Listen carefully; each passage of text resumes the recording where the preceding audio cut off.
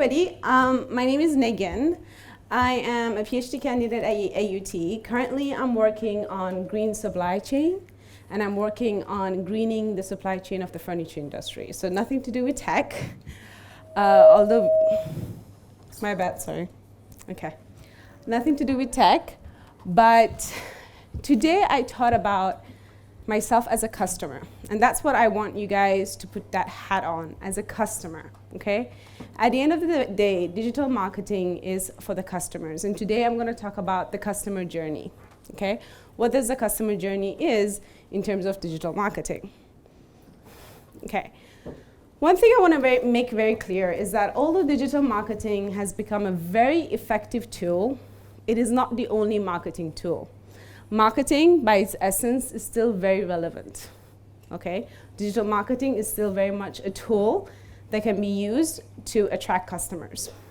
Now, there's 5 core processes in digital marketing. One is market sensing, which is understanding where is my industry going?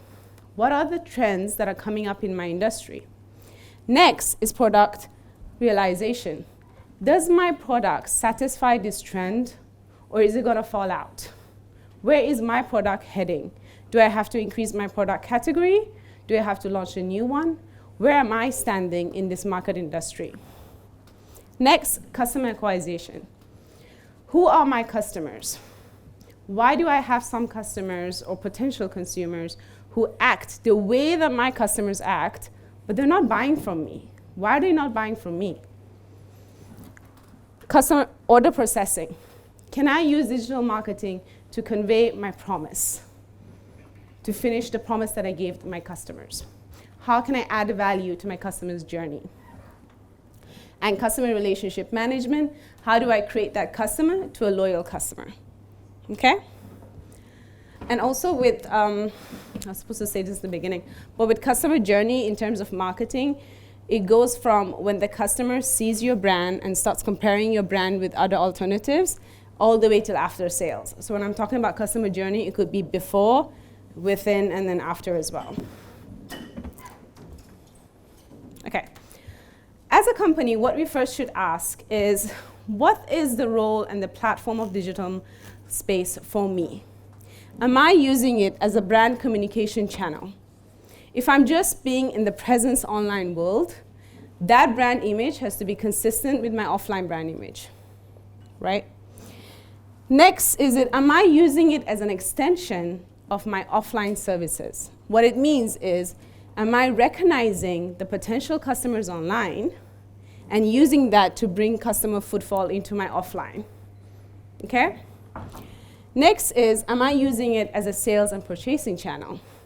If so, am I making the life of my customers easier?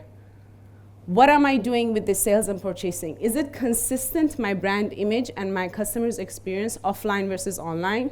Do they get the same promotion? This is currently the conflict that a lot of online and offline shoppers have, is that you go online, you see something that's on promotion, but you don't get the same promotion or the same experience offline. This is a conflict that retailing is facing right now. Next is it my core business?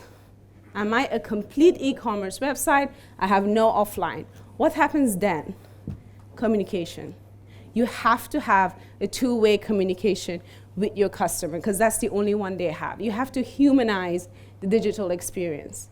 Because as much as you are AI or big data or geo-fencing or whatever the term is, the other person, the customers, is still human, it still has emotions. So, this is something that every company is now facing. We invest, we get the new technology, another one pops up. We invest, we get the new technology, another one pops up, right? How do we know which one is a trend, which one is a fad, and which one do I have to change my model for? There's 2 key questions you have to ask yourself.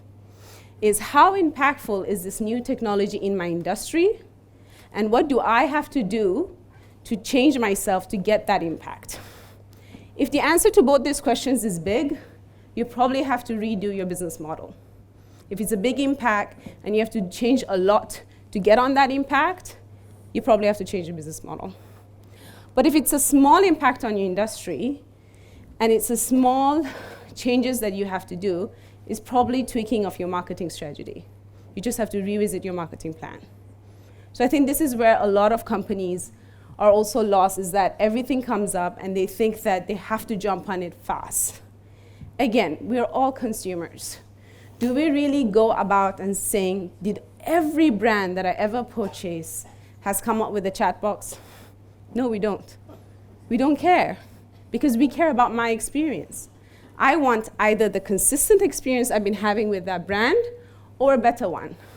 I don't care whether it's through chat box or whether it's through whatever. So that's what we have to realize as a company as well, is that just because the technology is up, if we stretch ourselves too thin and just jump on it, that could actually be the worst decision ever. So then we ask ourselves, what does this new technology do for me? Does it help me sell to new markets, get new products? Does it help me speak to potential customers? Is it helping me serve better my current customers? Is it helping me reduce my costs? That's what digital was supposed to be. Is it actually reducing my costs, or is it digging deeper into my pockets? And does it help me, I will love the last one, sizzle. Does it support my brand? Does it support the voice that I have in my market, or is that hindering the voice that I have in my branding strategy? And that's very important to ask.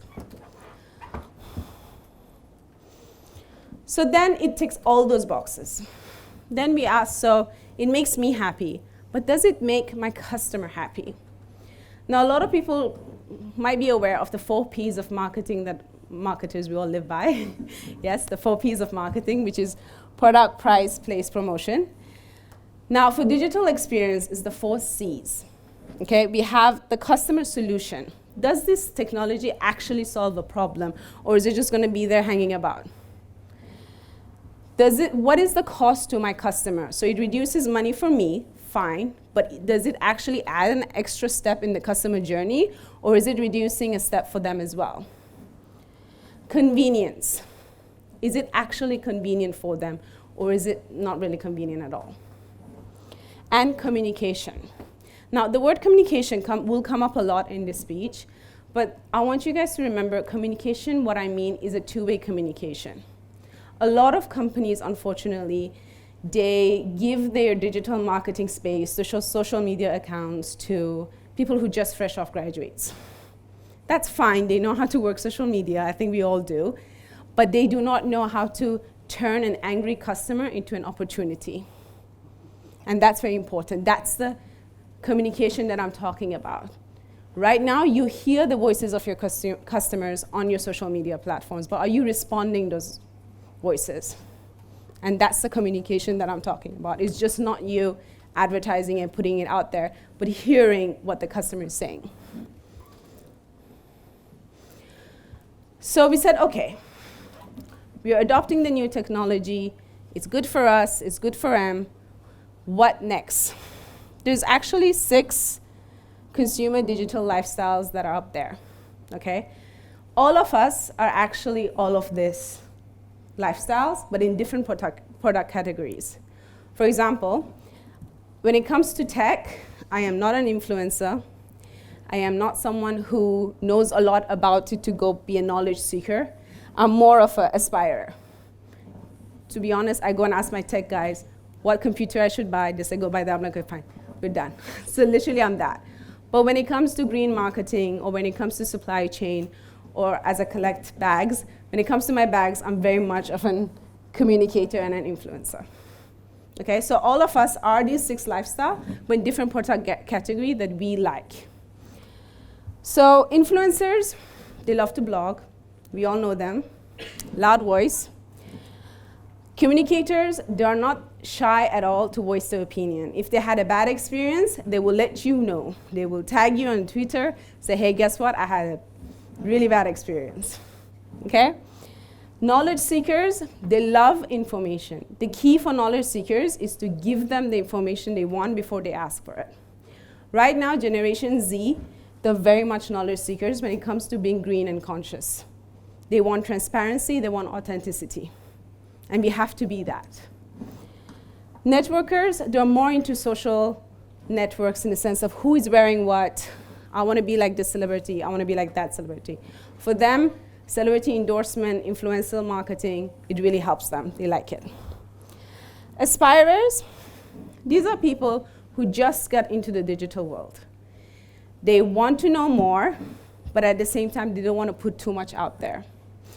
Now, in marketing, we call them laggers because they tend to lag along.